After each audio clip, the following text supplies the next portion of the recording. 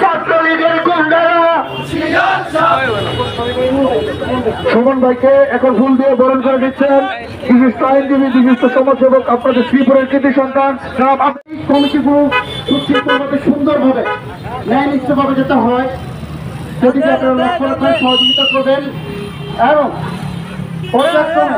আপনাদের সার্বিকভাবে শ্রীপুর পৌর এবং শ্রীপুর উপজেলা বিএনপির সাথে সমন্বয় রেখে গাজীপুর জেলা বিএনপির সাথে সমন্বয় রেখে এই কমিটি কাজ করে দেবে। ঐতিহ্যবাহী প্রভাবশালী ফ্যামিলি শ্রীপুরের মন্ডল ফ্যামিলির সন্তান জনাব ইশতিয়াক আহমেদ আপেল মন্ডল আমাদের মাঝে উপস্থিত আছেন। লিটন মনে আমাদের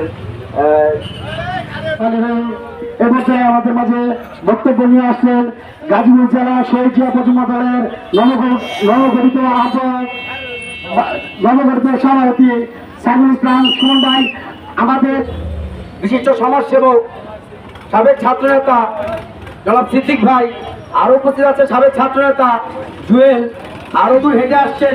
আপনাদের সবার কাছে আমি ধন্যবাদ এবং কৃতজ্ঞতা প্রকাশ করে আমি আমার সংক্ষিপ্ত বক্তব্য এখানে শেষ করছি। এক মিনিট 1 মিনিট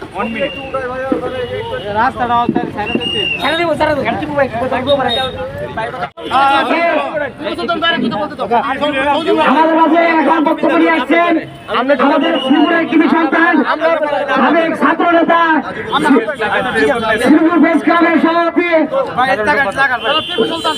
শ্রীপুর প্রেস ক্লাবের সাধারণ সম্পাদক জনাব ত্রিভুজ ভাই।